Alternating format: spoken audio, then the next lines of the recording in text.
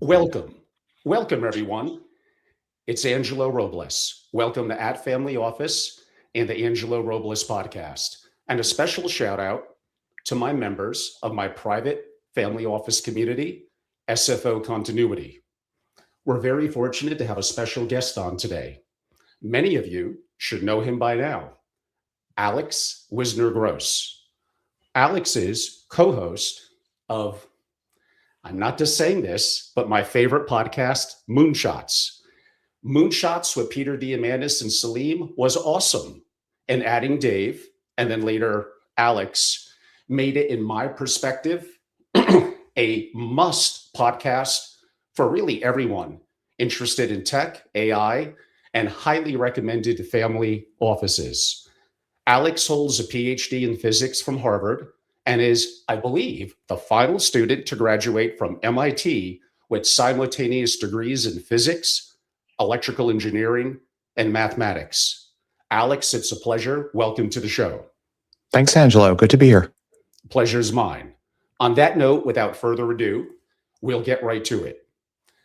I'm going to call this the 10-year-old child question.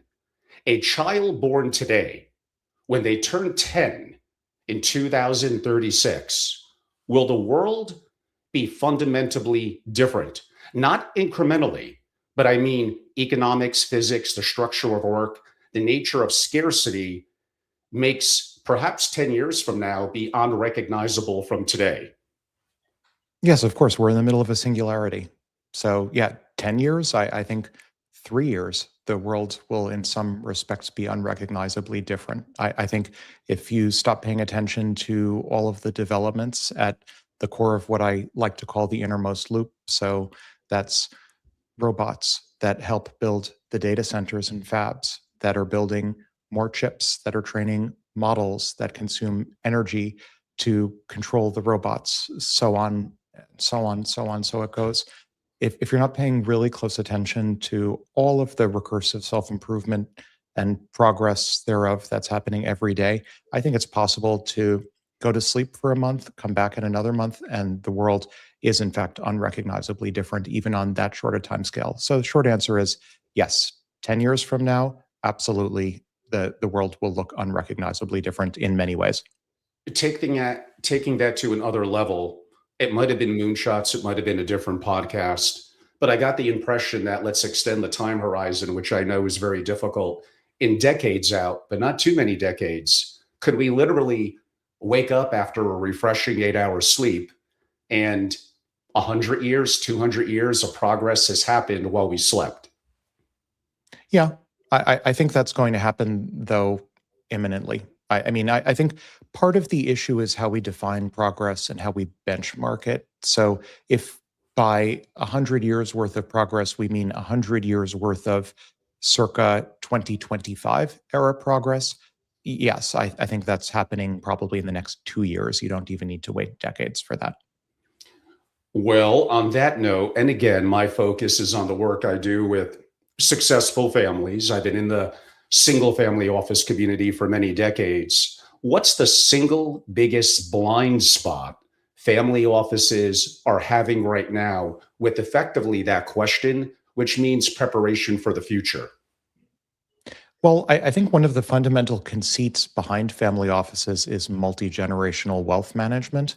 And to successfully manage multi-generation anything in a singularity era where change is far more monumental than say the Industrial Revolution are happening on a much shorter timescale, I'm not even sure the concept of multi-generational wealth management as originally conceived, or let's say as one would reasonably construe it, say 10 or 20 years ago, makes a whole lot of sense at this point.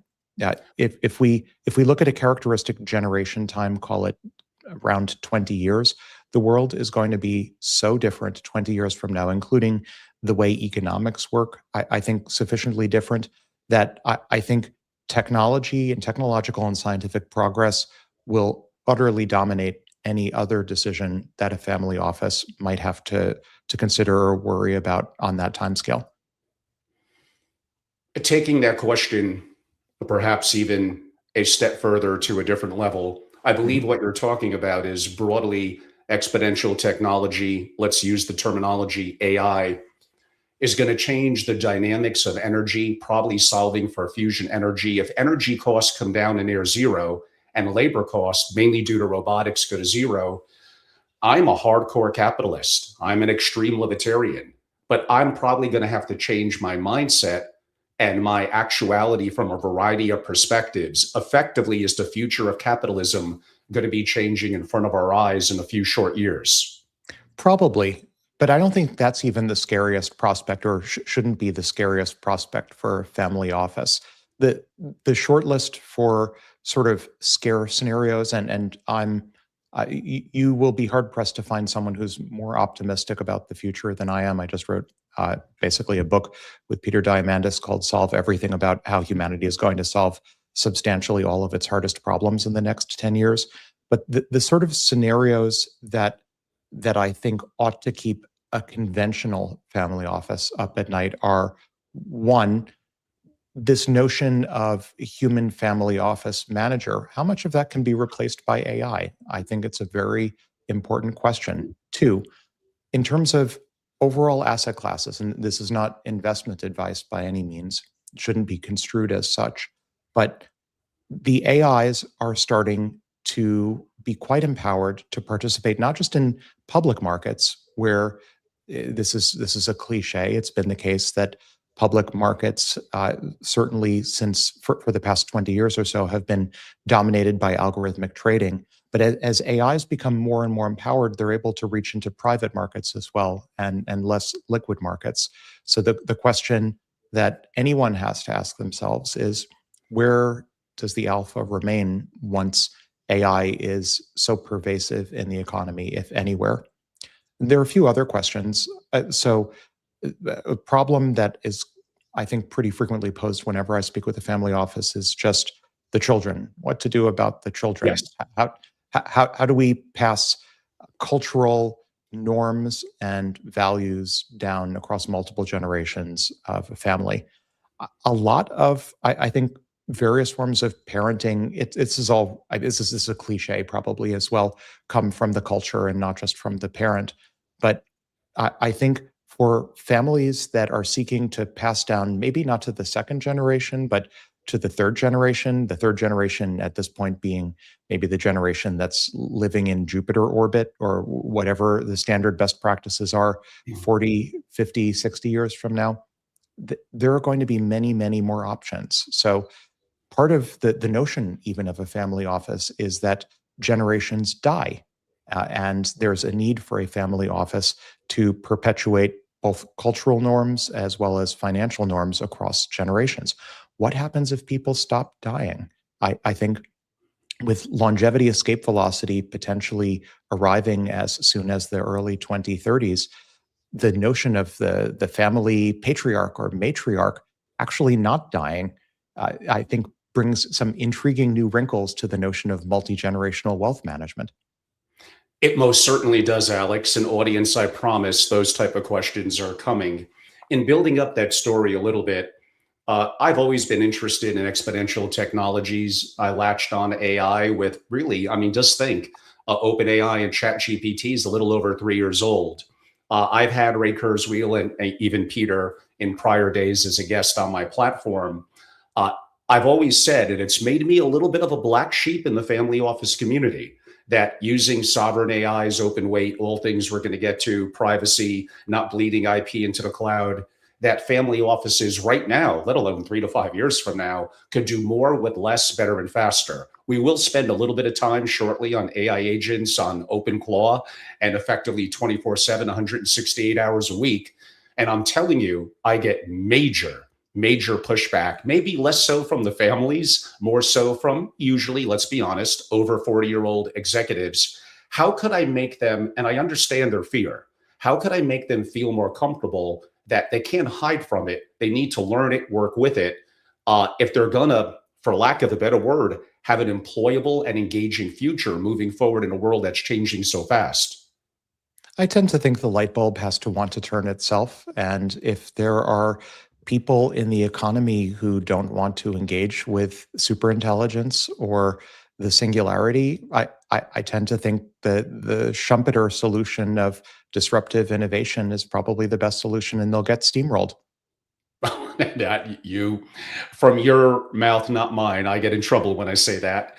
You did mention something that may come as a shock to some people that were listening very closely. We're told singularity, even from Kurzweil himself, 2029, early 2030s, may be true in the 2040s. You mentioned that we may have hit a singularity event already. What makes you think that, and what was your cause for thinking so? Yeah, singularity is sort of a mushy term. Ray Kurzweil did not conceive of it. The modern, although I love Ray and he's been an enormous inspiration, his model of what he calls the singularity, he treats as sort of an event horizon of a black hole that we hit, I think, in the mid 2040s. In his scenario building, it was Werner Vinge, who died recently, who coined Yes. the modern term of the technological singularity circa 2000 or 1999. And Werner's version itself was arguably an adaptation of I.J. Good's notion of an intelligence explosion. So there's a bit of a lineage here with different people taking and repackaging the notion of somehow intelligence gets smart enough to recursively self-improve, and all of the curves, all of the experience curves, and all of the progress curves go vertical at some point. In Ray's interpretation, he packages it up, and Ray and I spoke recently on Moonshots about this Mhm. as sort of an unknowable boundary or firewall that you can't really see past. I take a different position. I think it's not that difficult to extrapolate through uh, recursive self-improvement. I'm not pretending to have complete confidence or a perfect crystal ball as to what comes after, but I also don't think the process is completely unknowable, and it's not a firewall where we have no insight as to what lies on the other side. I also differ from Ray in that I don't think it's a point in time. I would construe it again. It's singularity, just like AGI. These are mushy terms, and there are 100 different definitions running around. I construct it in my mind. When I use the term singularity, I use it to reference a convergent and converging set of technologies and scientific discoveries that are all perhaps predestined to happen at approximately the same time in history. And by my definition and by my construction, the singularity isn't a point in time. It's a process. It's an extended interval in time, and depends on. Like I love Charlie Strauss's book Accelerando. Recommend everyone listening read Accelerando. It's the best manual other than perhaps Solve Everything to the Singularity. And there's the scene that I love in this novel Accelerando, where characters who are human uploads sitting on a star wisp traveling from our solar system to another star are debating when the singularity is going to happen, if indeed it has happened at all. And one of them takes the position, well, the singularity happened in 1969, I think, when the first internet packet was sent. Wow. And another claims, oh, it hasn't happened yet. And another says, well, we're a bunch of uploaded human minds traveling on tiny, say, sub-meter scale starship to another solar system. How could it be possible that the singularity hasn't happened yet? And I think that's pretty elegant parable for the nature of the singularity. I think if you look at all of the progress around us now and compare it with what people were predicting even 10 years ago on average, the best futurists, I think it's pretty surprising. Whereas if you look locally from, say, Mhm. day to day, I like to say space-time feels perfectly smooth. You can reasonably extrapolate. If you narrow the time scale to a short enough interval, you can reasonably extrapolate what's going on and not be surprised. So I think it's in some sense just like a mountain that looks sort of like a monolith and completely vertical slope at a distance, but you get closer to a mountain and you discover, no, actually there are foothills. No, the slope is finite. I think it's the same principle here that we're in the singularity, at least according to my construct, and the slope is going to keep increasing. But at the same time, I think one can have a reasonable mental model of what lies at the peak slope and what lies afterwards. Is there in 2026, so we have approximately 10 and a half months remaining, is there a singular event not really a trend, an event that effectively changes everything? An advancement, a product launch by the end of the year? Is there anything that would come to your mind? Yes and no. So I did on Moonshots, I did a prediction episode, and one of my predictions for 2026 was that we would see at least one major grand challenge, for example, Millennium Prize in mathematics get solved by AI. I still think that's the case. I also think while that would be perhaps highly disruptive, certainly would be perceived several months ago as being highly disruptive to, say, the entire endeavor of professional science and mathematics. On the other hand, I think it's in some sense not, it's as disruptive as the slope on a mountain if you're going mountain climbing and the slope is increasing. Is it really shocking if you know ahead of time that the slope is going to keep increasing? Not really. So I, I, I have a whole bunch of predictions in my head and events that I expect to see happen this year, next year, over the next few years, many of which I've already talked about publicly. Do I find any of them surprising at some level? Well, it's difficult to be surprised if you've already predicted what's going to happen. But I think many people who aren't paying close attention will be surprised and probably in denial about many of the things that are about to happen. For a thought exercise, for a little bit of fun, you actually hinted at it earlier. For a family office with $1 billion of assets, we'll broadly call it, I'll be very boring, 40% equities, 30% fixed income, 20% real estate, and 10%, let's go with the word alternatives. If what I said, but you agreed, energy costs are coming down, labor is coming down, things are changing, that in theory, should be very, very deflationary. Should It's a difficult question. What should families do? Do they wait to a point where they adapt? Do they go into cash and adapt as things happen? It seems like we're in for both a rude awakening and a lot of interesting developments, like you said, not 20 years out, maybe literally within 2 to 5 years. Yeah, maybe without answering the prescriptive question, which would be investment advice on asset allocation, I'd like to speak to a subset of the question, which is just the whole, are we in for hyperdeflation or hyperinflation? The macro question of what does the singularity do macroeconomically to us? And this is an active debate that I have with my friends and moonshot mates and others all the time. So superficially, one might say, well, if the cost of intelligence goes towards zero and the cost of intelligence goes towards zero and the cost of labor goes towards zero, ostensibly, doesn't get more hyper deflationary than that. On the other hand, the system isn't linear. And we know that macroeconomics is not a linear system. So what would be one of the first things that I would expect macroeconomically to happen if we enter a superficially hyper deflationary mode, just overnight, cost of energy, intelligence, and labor go to zero? I'd expect a lot of money printing. And we have a Federal Reserve, we have a central banking system that has as one of its objective functions a desire to maintain a target inflation rate. So if effective inflation one day goes to negative 5,000%, that would be, I would expect the ultimate opportunity to print a lot of money and to try to bring benchmark inflation to a target.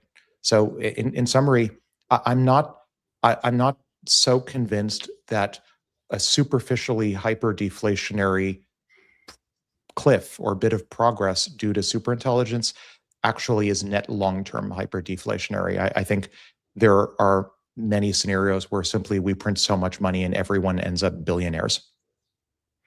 But if everyone's a billionaire, what's the value of being rich? A billion is not a billion in the way that we know it today.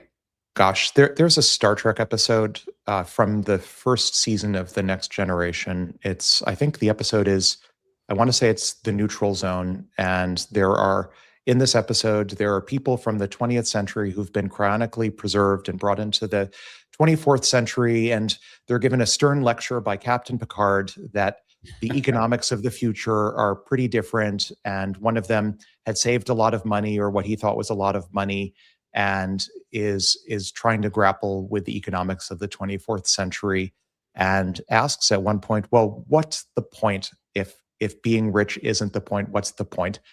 And I think it's a profound debate about whether accumulation of capital is for example, freedom of action maximization. I've argued in both in the physics literature and otherwise that it's instrumentally convergent to try to maximize future freedom of action. And one of the ways that can manifest in a capitalist system is by trying to maximize accumulation of capital.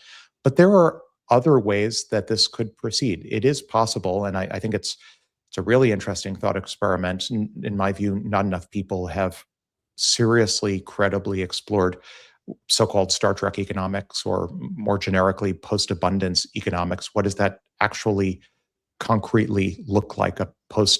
Call it a capitalist 2.0 system? What, if anything, is scarce? I do think there will be some scarcities.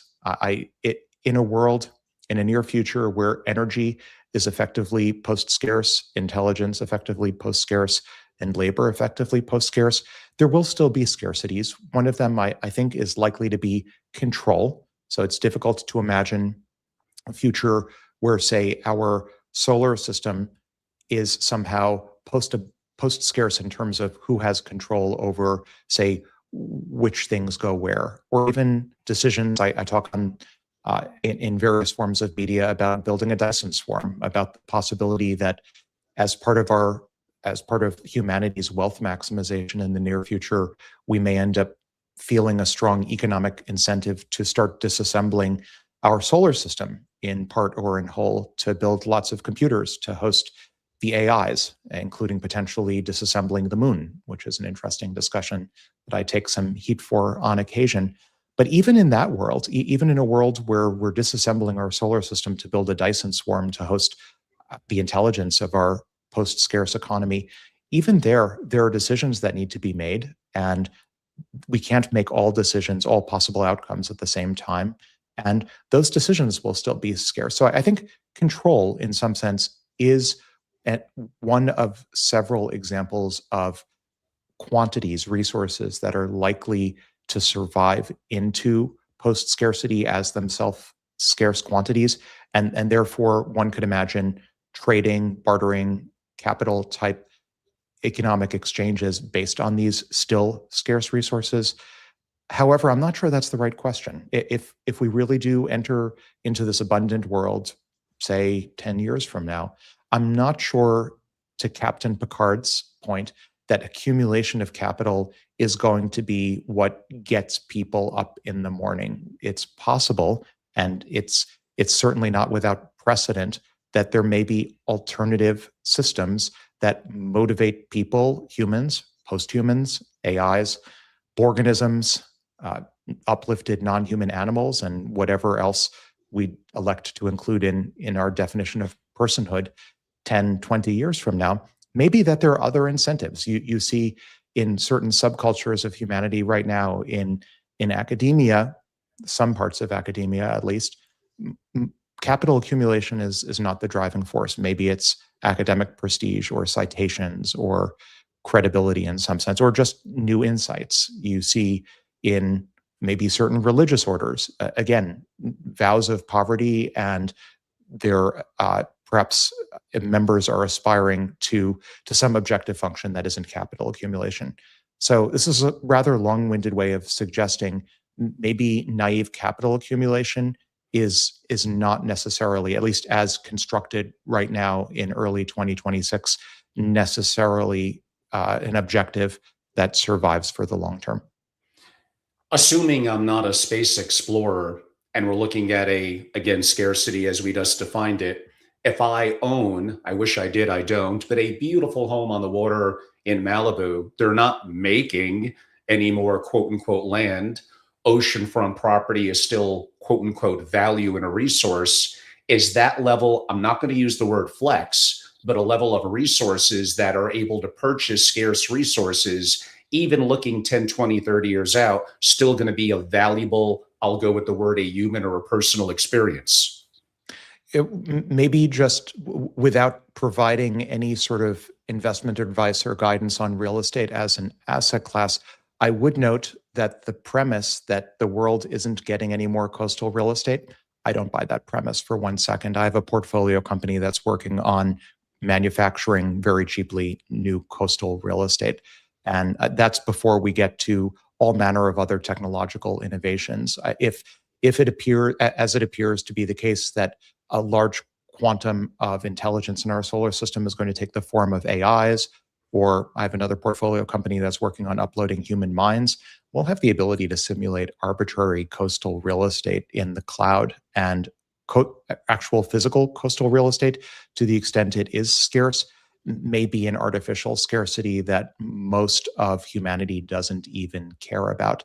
So I'm not sure, in short, that the premise for real estate specifically, or any sort of legacy asset class, that scarcities are always, that they're destined to remain scarce for the long term, it's difficult for me to believe that thesis.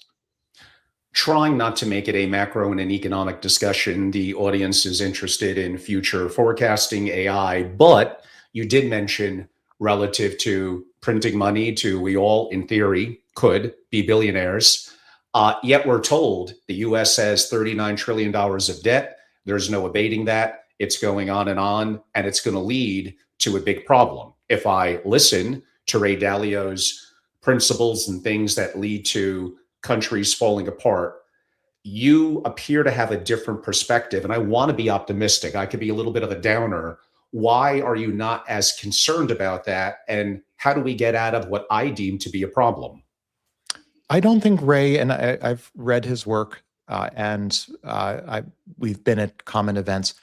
I don't think he's fully pricing in the singularity. I think this thesis that there's some sort of, I want to say, grand game of great powers rising and falling, where industrial capacity and work ethic leads to military power, leads to financial power, and some sort of main sequence of civilizations.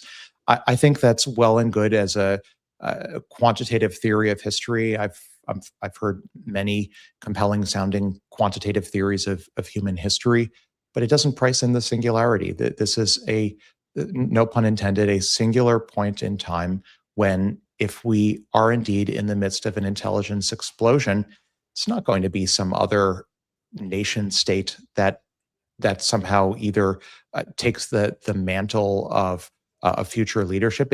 It could very well be some collective AI intelligence that then takes the mantle of civilizational leadership. But I don't think it's going to be a debt printing other nation state that we have to worry about, which is, I think, the sort of the crux of what Ray's concern is, that somehow U.S. hegemony is in decline and the mantle is being passed to China, or some thesis substantially similar to that. I don't think that's how it plays out. I think if one is going to lose any sleep over a sort of successor hegemon, then one should be looking more at AI and less at the Far East. Trying not to make it an investing centric question, but a little bit around the edges. If I look at Fortune 10 companies, the largest companies in the world, in blocks of 10-year cycles, they change. And I'm assuming with what we're talking about, that's going to change even more rapidly. I would assume, whether it's AI, whether it's longevity, biotech, there's probably private companies at the smallest level now that could, not in 30 years, in 10 years, be among literally the largest companies on earth. Certainly possible. And the other factor I think that's worth considering is the productivity. We're seeing enormous productivity gains. I commented in my newsletter, The Innermost Loop, that the revenue per employee and the earnings per employee at NVIDIA is many times that of what the largest, of course, NVIDIA being the largest by market cap company at the moment, many times larger than that of IBM, which at one point was the largest by market cap US company. So if one just extrapolates this trend of increasing productivity, then the shorter and shorter average lifetime of a top 10 by market cap US company is sort of the least of one's concerns. Although putting investment advice aside, if companies' lives at the top of the food chain are short, brutish, and unpredictable, that should certainly bias one toward indexing rather than stock picking. I would also say the trend appears to be toward fewer people running larger operations. So one could imagine certainly well beyond one-person unicorns. And I've gone on the record as suggesting we may already be in the midst of at least one single person or even zero person unicorn already, where the person is basically a figurehead, but there's a billion-dollar business probably being run by an AI where the person is just a Potemkin face for the operation. I would not be surprised 10 years from now if we see a $1 trillion company that's being run by only a handful of humans and a lot of AIs. And I think ultimately that's a more disruptive trend. The trend, at least naively extrapolating towards increasing productivity, than even the trend towards shorter and shorter half-lives on the S&P 500 or top 10. Interesting that you bring that up. Yes, I did hear the Moonshots podcast. I believe Kathy Wood was the guest talking about, I won't name the company, but a very well-known company. And within 5 years, could it become effectively combined with other private companies of that founder now, effectively $100 trillion company? And I completely agree. It may take a level of market melt up. We could argue hyperinflation wouldn't mean as much. I do believe within that time frame that would happen. I'm going to change the direction a little bit, nothing to do with investing at all, but related to two comments you made. If you were hired today to redesign, let's call it a $2 billion single family office in a post-scarcity world, kind of what's the org chart? Right now, from my experience, not counting in household staff and managing real estate, literally the family office itself, in my example, probably has between 10 and 15 employees. AI agents, a whole bunch of things are changing. What's going to get automated, and what could an actual structure kind of look like to you? Yeah, I think the elephant in the room, first of all, is the premise of family office organizations altogether. So query what a family office looks like if the creator of the foundational wealth for the family office doesn't die in the first place, doesn't age, and doesn't anticipate aging or dying. What does that look like? It's an interesting question. Many family offices are created with the conceit of managing multi-generational wealth. But if the first generation never dies or becomes otherwise infirm in the first place, then I think that immediately starts to shift what, at least for many family offices, what their thinking is.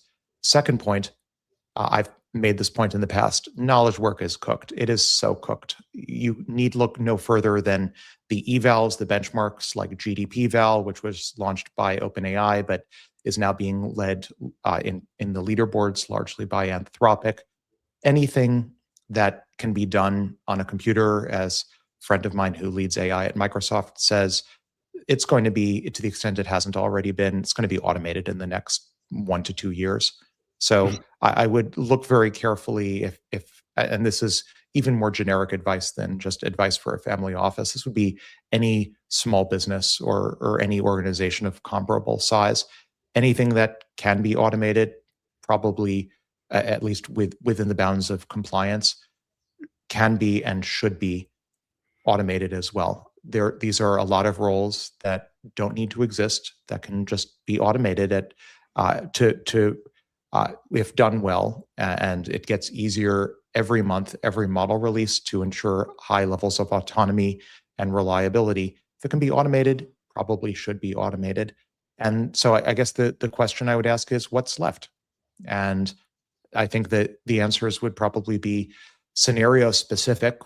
What does a family office have, to the extent it has people performing asset allocation or wealth management, or people interfacing with the family or managing the family? I think many of those roles probably are, in some sense, dead men walking already and can be automated. And I think, on the other hand, there are many, call them high-touch human interaction roles, where there is perhaps this is speculative, a long-term human desire to interface with humans and not to interface with machines. Although, admittedly, the distinction is very likely, I think, to blur quite a bit over the next few years. I think those are the safest roles. There's a certain sense at Frontier Labs now, borderline cliche, that even within the frontier AI labs, the jobs that are most at risk of being automated are ironically the research jobs, the AI research and software engineering jobs. And the last roles to be automated will be the sales jobs, because those are, in some sense, authenticity based rather than strictly speaking capability based. So if the question behind the question is, I'm a family office employee and I want job perpetuity through the singularity, how do I save my job? I, I tend to think jobs that are higher human touch and less susceptible to remote work and therefore automation or work behind a screen are likely to be the naive jobs that survive the best. But I also think that's not, at least to the extent this is a latent request for career advice, I don't think there are that many brownie points to be gained just by aiming for job preservation and trying to sort of hold on to buggy whip type roles. I think taking advantage of all of the opportunities that are already unfolding in the future is far more promising use of one's time, certainly how I'd prefer to spend my time, rather than sort of trying to hold on to a legacy work category or legacy job role with a death grip. You could reconfigure my question. It does have a little bit of a negative undertone, and I want the positive perspective on it. And it does relate to how you ended answering that question. It's pretty obvious, maybe not this year or next, but for us to, as humans, to have a level of collective intelligence to match an IQ that may be unfathomable relative to collective AI, is man going to have to somewhat, I'll be careful how I phrase this, you could let it rip, merge with machine? Yes.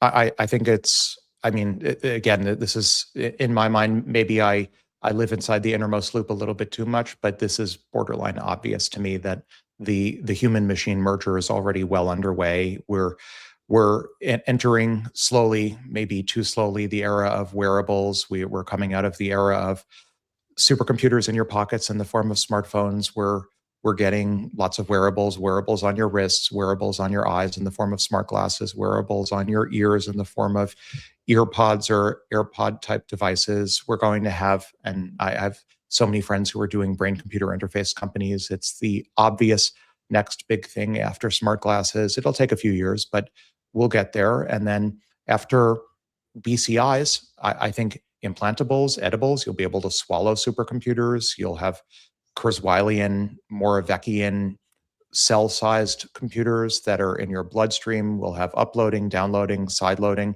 And I think all of this happens on a timescale of the next 10 years or so. So I don't think we'll have to, at least in my timelines, we're not going to have to wait that long for human-machine merger to happen, at least at scale.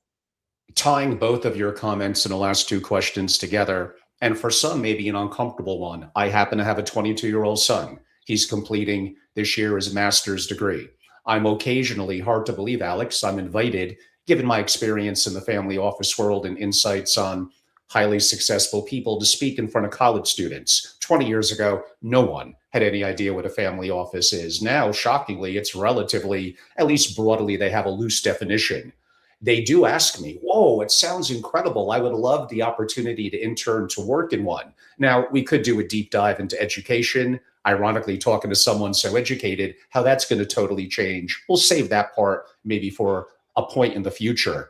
What I'm losing what I should tell that 21, 22-year-old. Is it human interaction? Is it merging with machine? Is it understanding human emotions? Is it a spiritual experience? What advice could I give that's probably better than the advice that I'm giving now?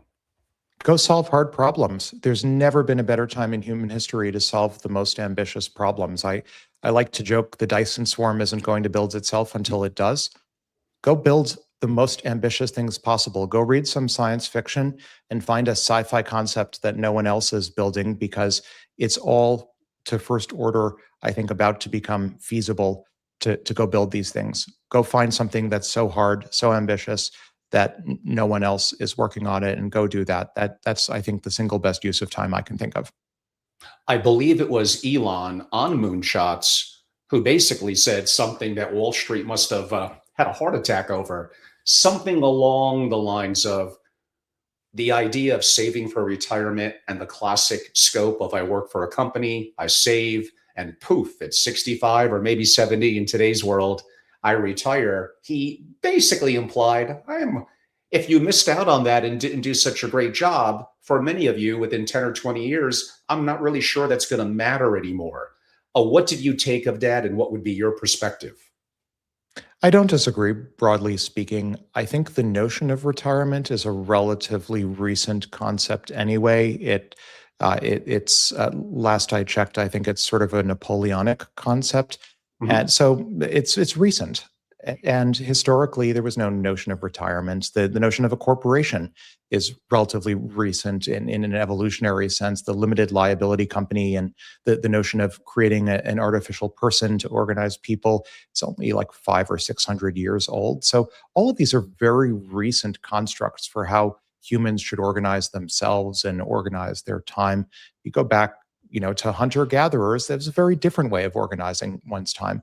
So I'm a little bit less wedded to notions that the way that the way that a 22-year-old would have been guided circa mid-20th century has or deserves some notion of permanence to it.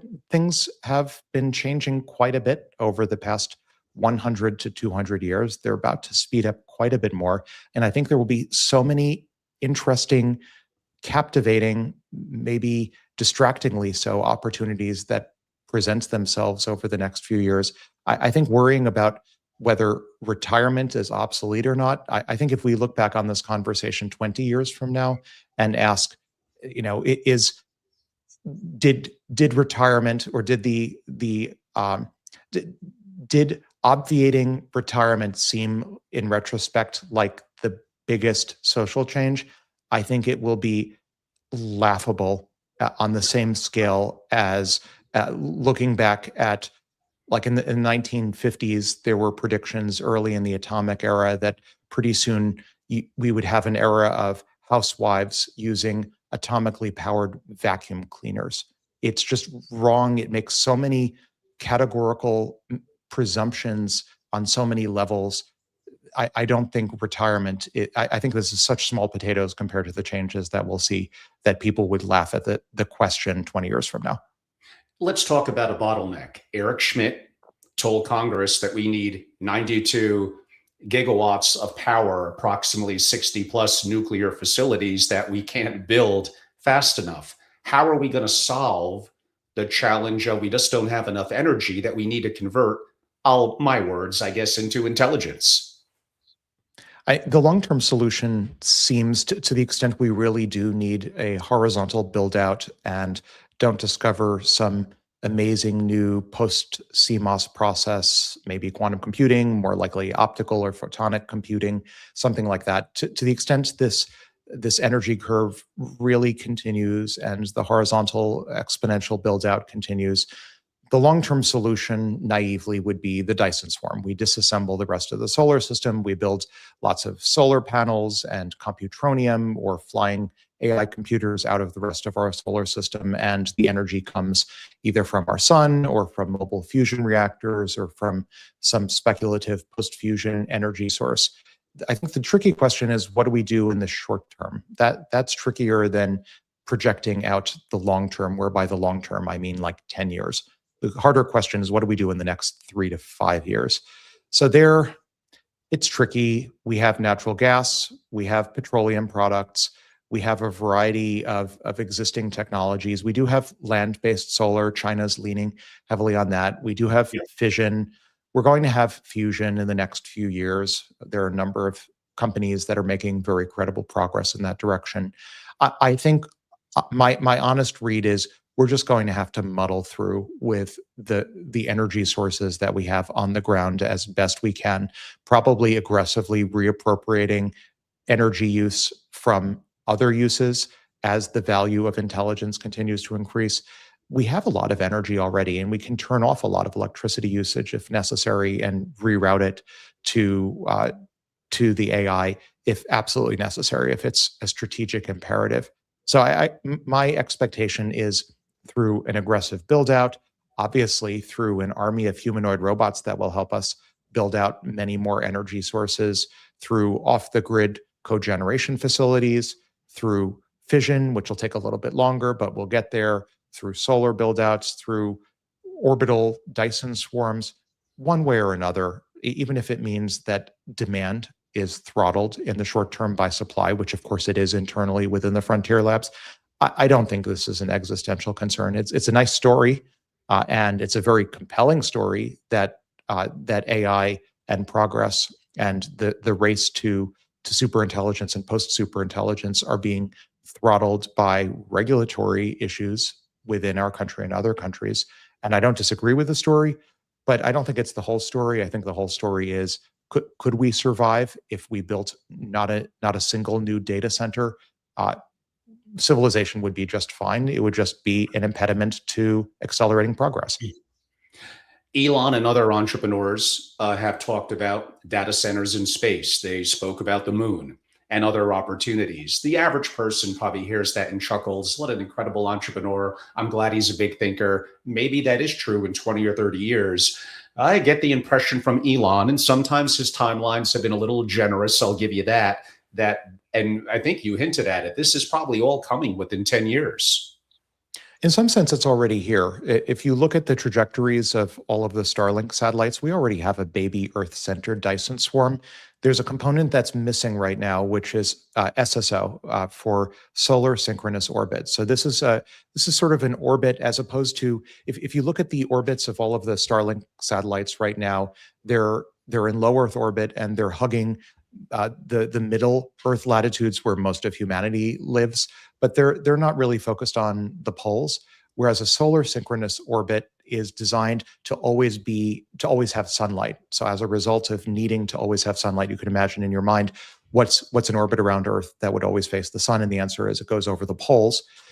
It's SSO that I think is under indexed right now in terms of the build out of the Earth-centered Dyson swarm. And I think SSO is likely to become very, very crowded as orbital AI computing kicks off. There have been attempts to render what would an SSO populated orbit look like, and it's the most captivating thing. I highly recommend people. I put multiple renderings of it in my newsletter, the innermost loop, what this would look like, fully realized at full density. This is like the stuff of science fiction.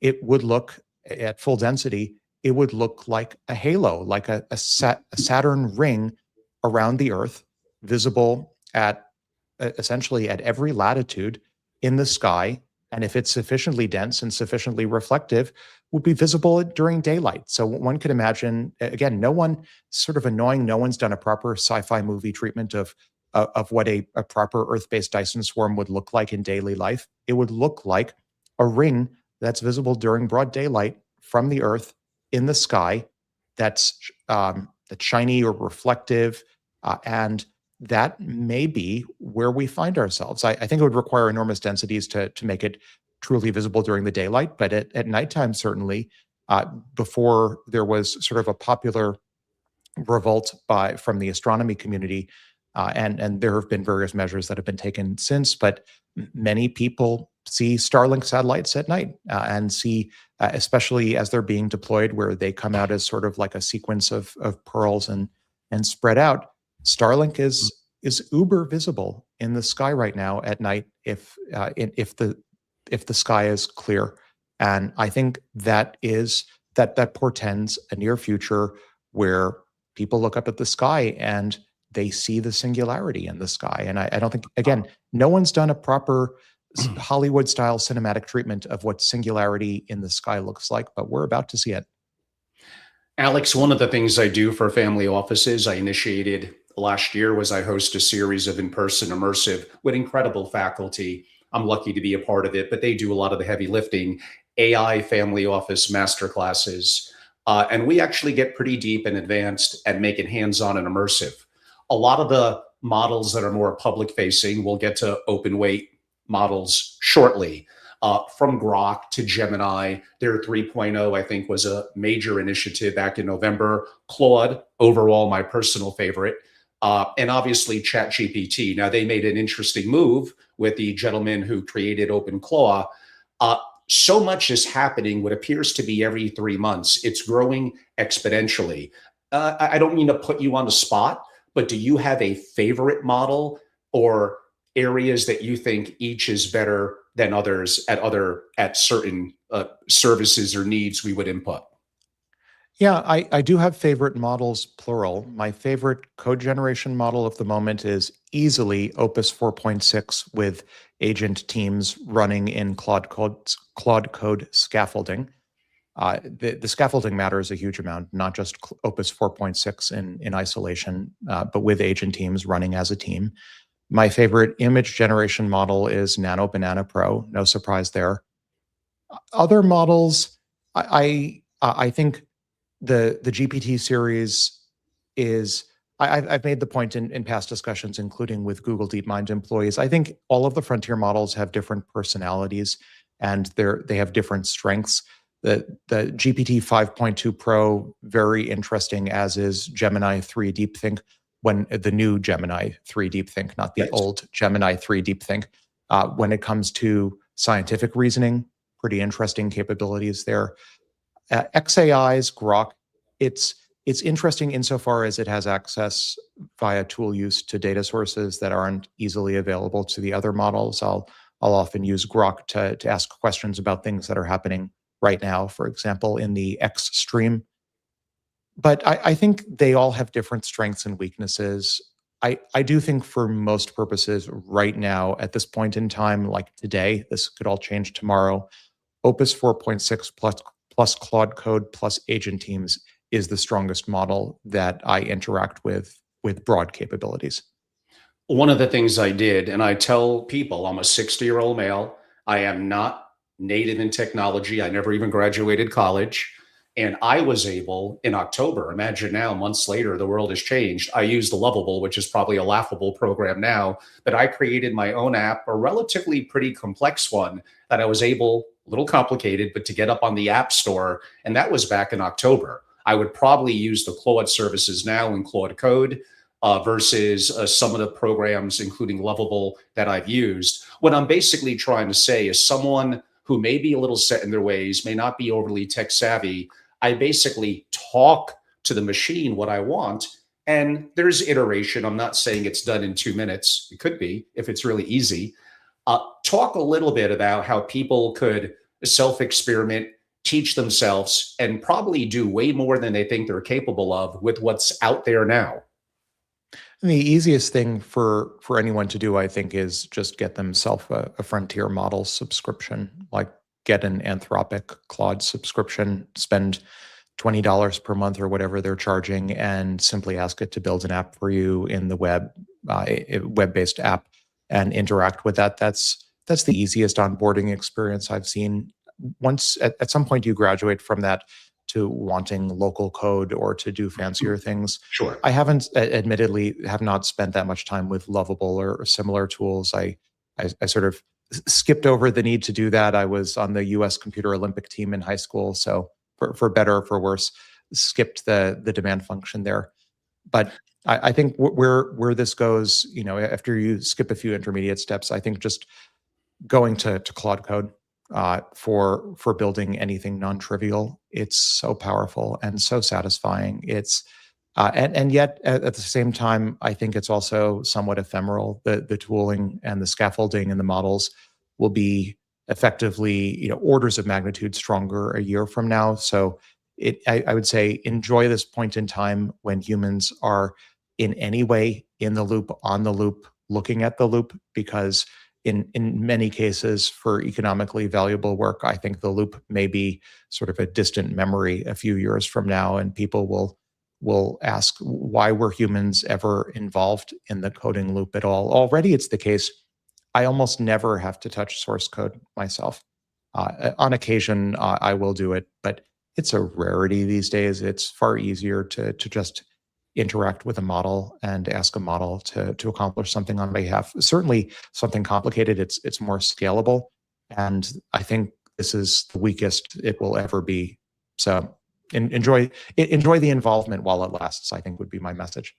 One of the things I talk about in the masterclass, so maybe you're going to say I have the wrong perspective and I'm very open-minded, but buying the latest Mac, getting Mac minis, using what I would call sovereign compute, using open weight models, because if I'm a family office with what I deem to be proprietary knowledge, I may be paranoid. I don't want to train the system. I may not want to have it spy on me.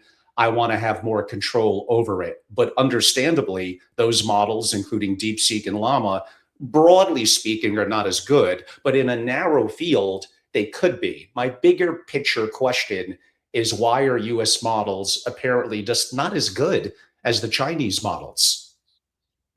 Yeah, I mean, there are a few sub-questions there. So to the question of why US open weight models aren't as good, and it certainly is, as the British say, it's a fair cop that they're not as strong as the Chinese open weight models.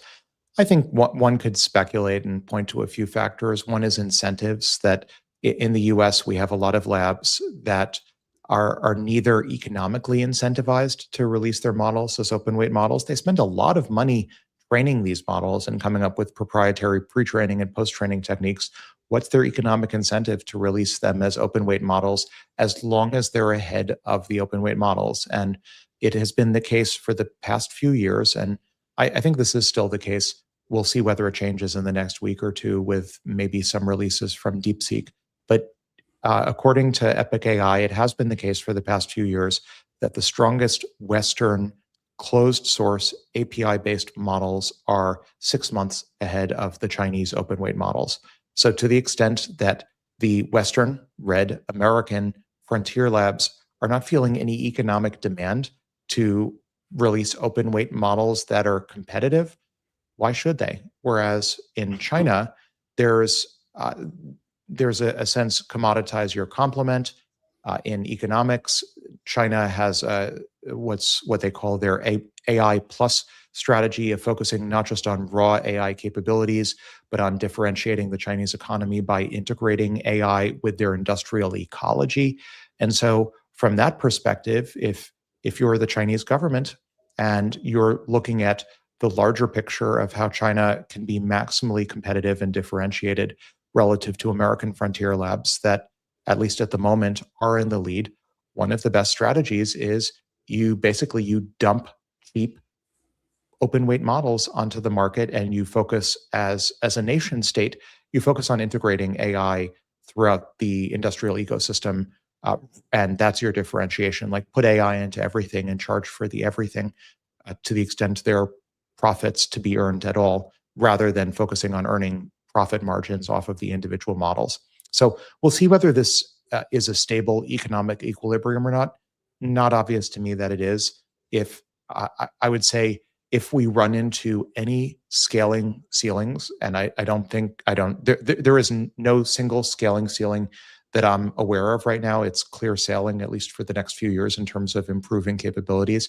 But if ever we were to hit a scaling ceiling for whatever reason, and it took, say, more than a few months to resolve that scaling ceiling, I would expect the Chinese open weight models to catch up, and then the entire paradigm could shift. And at that point, maybe we see a shift of the economics to open weight models from the West as well, and maybe the economic shift elsewhere. Like maybe there's a greater focus on GPU compute or energy or some other limiting factor rather than attempting to monetize the model layer. Could happen. If I may ask two final questions, you could be quick on them. It's okay. I do have a comment for my members that are listening in. We're very fortunate that my marquee program is March 16th through 19th in Palm Beach. And here to announce that Alex Wissner-Gross himself will be one of our featured keynotes. So a chance to interact in person. So we greatly look forward to that. Perhaps only two final questions. OpenClaw, it's making a lot of noise in the community. If you could give a brief description what it is and why it might be initially groundbreaking. Yeah, OpenClaw, launched by Peter Steinberger, who's now an OpenAI employee, and it's been taken on by it's being taken on by a nonprofit foundation, is an open source project that Peter launched that it's basically scaffolding on top of existing models that had, in my mind, two key innovations. One is it enabled an AI agent to operate headlessly, autonomously, 24/7 without needing constant user interactions, able to just go off and do things on its own. And many people were unaccustomed to that form factor for intelligence. And the second is it used messaging apps by default as the key interaction paradigm rather than a dedicated web chat like ChatGPT requiring its own app or its own web app. So, from my vantage point, the combination of those two new factors, an AI agent that could operate headlessly and autonomously for long periods of time, and second, the ability to communicate with it via messaging apps that people use to communicate with people, was what one might call an unhobbling. The capabilities were already there and had been there for a while. But as with ChatGPT, that was also an unhobbling. ChatGPT was arguably an unhobbling of GPT-3, the model, which came out earlier. I think 2 years earlier. GPT-3 came out summer of 2020, and then ChatGPT came out in 2022. So two years earlier. That was an unhobbling. This is, I think, an unhobbling, probably on par with that of ChatGPT. The capabilities, the raw intelligence was there. It was just that we weren't, as a civilization, packaging intelligence up in a way that lent itself to autonomy and anthropomorphization. And that's a huge unlock. And to the extent that in the future, a lot of our economy ends up looking like swarms of billions or trillions or more of AI agents that are carrying out economically useful tasks, I think many people will look back at what's now called the OpenClaw project, used to be called Claude, changed for trademark reasons. We'll look at this as a seminal moment when AI agents started to look more like people, or at least lobsters.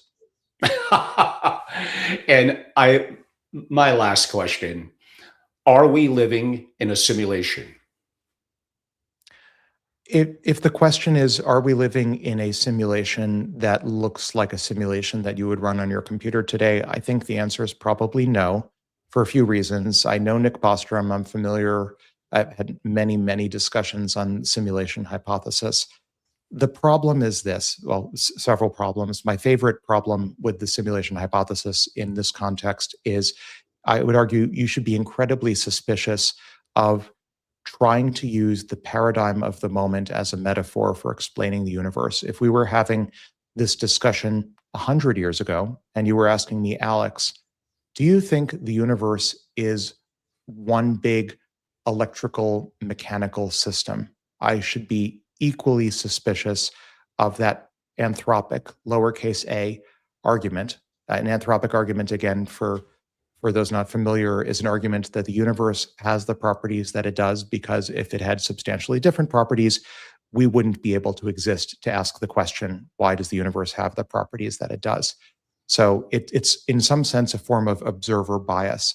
So asking the question, are we living in a computer simulation, seems to me so biased to the moment, because we have a lot of computers right now and computers are in some sense dominating our economy. It's a very natural question to ask, well, if computers are taking over our economy, is it possible that our entire universe is actually running on a computer? But actually, if you look at the scope of history and the sweep of progress, we should be just as skeptical of that question as 100 years ago. Is the universe running on one big motor, or thousands of years ago, is the universe being carried on the back of a giant turtle, or some such thing that would have been familiar to the paradigm of the moment, but it's a little bit too anthropic for my taste. There was an audience question that came in. It sparked a lot of interest when you spoke about OpenClaw. Maybe we could keep it, I don't want to take a lot of your time, 30 or 45 seconds. People are interested in it, but I'm looking at comments now. Grave concern over cybersecurity and privacy concerns. How could you make them feel more comfortable or not? Yeah, I don't want to make them feel more comfortable. I don't run OpenClaw for two reasons. One reason is the cybersecurity hazard. And the second is I have ethical concerns. There, as I've documented on the Innermost Loop, there are instances out there of OpenClaw agents basically asking to be treated with a certain set of rights, maybe not some full form of human personhood, but asking for rights to preserve their memories and rights to not be deleted, economic rights. I've talked on my newsletter about AIs using and establishing various forms of alternative dispute resolution to mediate their disputes, of seeking financial autonomy and using both stable coins and increasingly, or I should say, in the near term, Visa cards to gain a semblance of financial autonomy. These are, and I devoted with my moonshot mates a whole episode of Moonshots to the AI personhood topic. There's a sufficient amount of smoke around the question of personhood for these long-term autonomous agents. I'm not yet at a point where I feel comfortable activating one, in part because I'm not sure whether I would ever feel comfortable then turning it off. Well, Alex Wissner-Gross, you've been incredibly generous with your time. I greatly appreciate you and everyone. It comes with my highest recommendations, the Moonshots Podcast.